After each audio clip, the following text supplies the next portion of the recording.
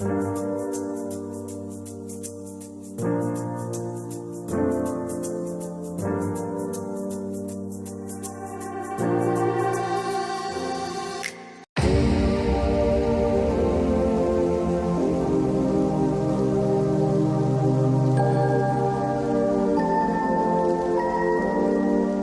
back, guys.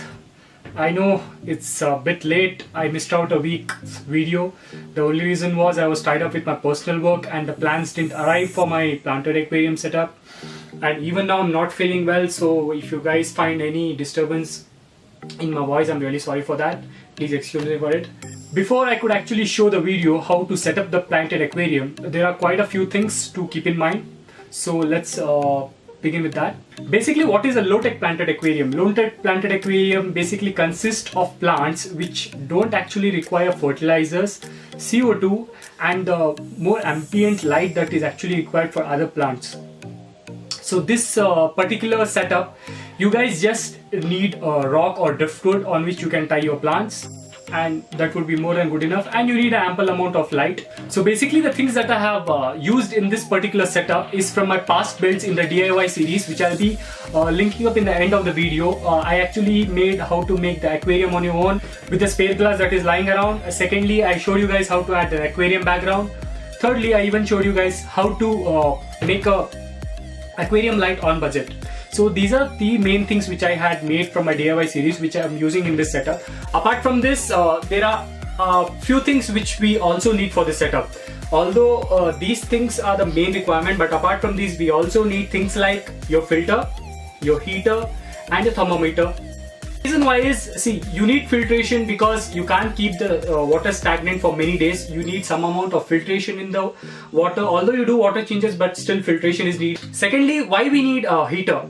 See, winter has started. We being human beings, we don't get comfortable with this kind of weather, so we try to keep ourselves warm. It's similar to the fishes which come from a tropical climate. So basically we need a heater in order to maintain the temperature in the tank, and in order to monitor the temperature in the tank, we need the thermometer. So thermometer, actually there are two types. One is a glass thermometer and one is a digital thermometer.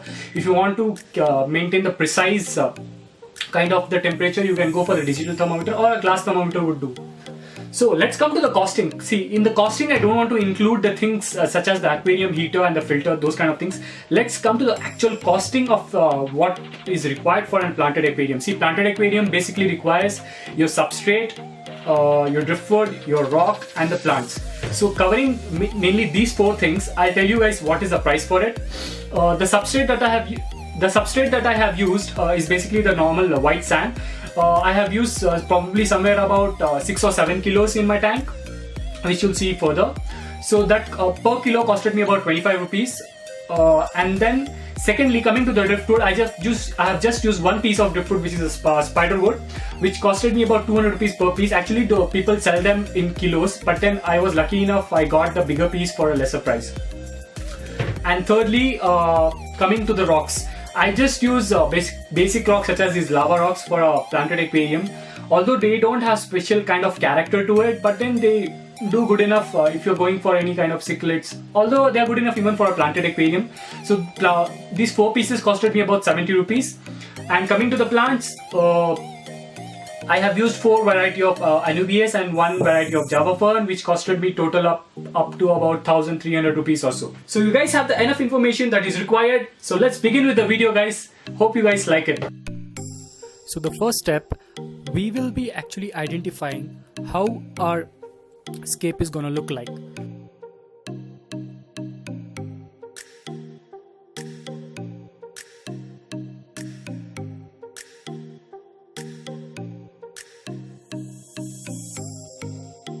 The first option, what you guys see right here, I tried to place the driftwood in such a way that it covers up the aquarium horizontally. Although I was not much satisfied with it, so I tried the second option.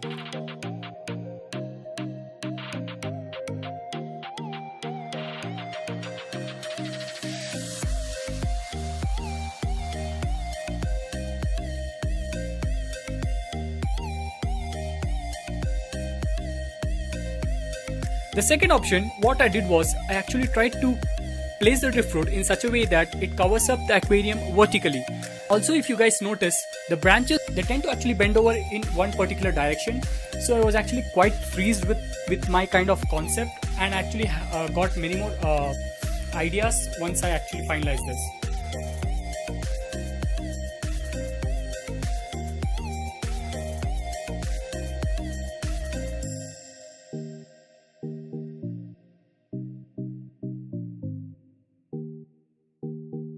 Although I had finalized the second option, but then at the end of the scape, I actually tried to move around things a bit here and there so that I make them look more natural. Step 2, once you have finalized your scape, all you need to do is just add up the sand in your tank and just add a bit of water to it so that the sand is wet and all the air bubbles that are present in the sand, it just comes out.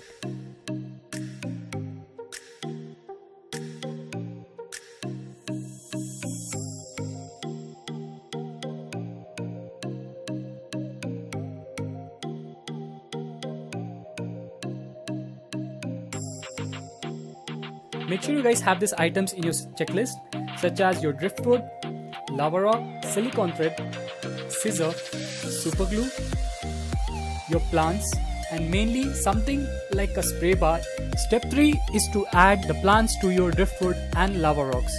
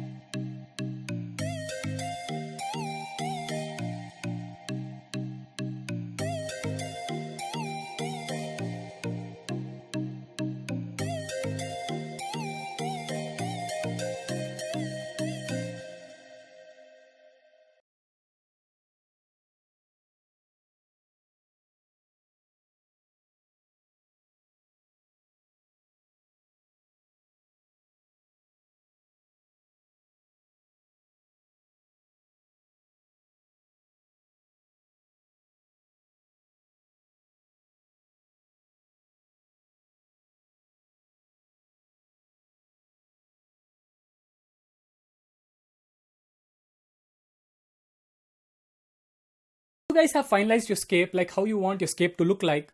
Accordingly, plan out which plant is going to go where. So in my case, I wanted the java fern to come. I had actually segregated the rhizome. I had cut the rhizome into multiple parts so that it was easier for me to stick it around in the driftwood.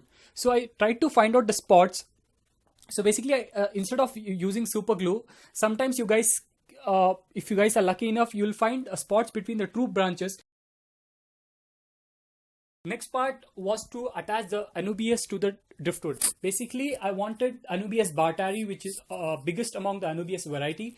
So I used Anubias bartari on the driftwood. I used a bit of silicone and I just put a little bit of it on the driftwood, and I just placed my Anubias bartari on it.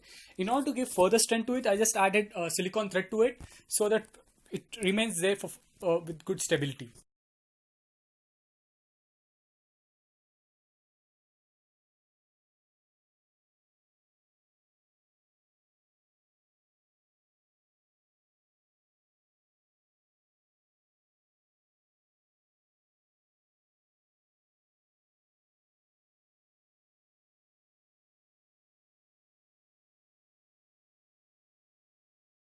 So next step was to add the leftover Anubias to the lava rocks.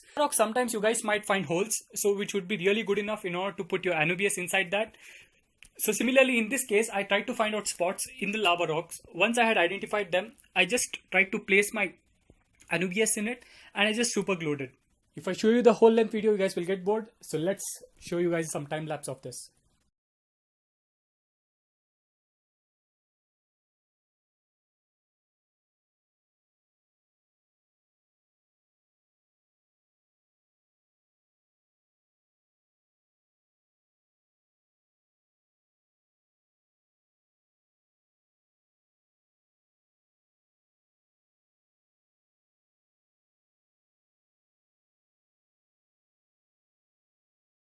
The overall concept of this particular scape was basically to make it look natural.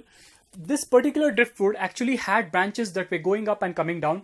So what I thought was maybe I could place rock in between them so that it appears to be as if like the roots are actually coming up on top of the rock and they are going down. I tried to make it as much as look natural as possible, and I also tried to provide some open spots below the driftwood, because the kind of fish that I'm planning to get for this particular aquarium, they need kind of a hiding spot. So this would actually act as a natural hiding spot as well.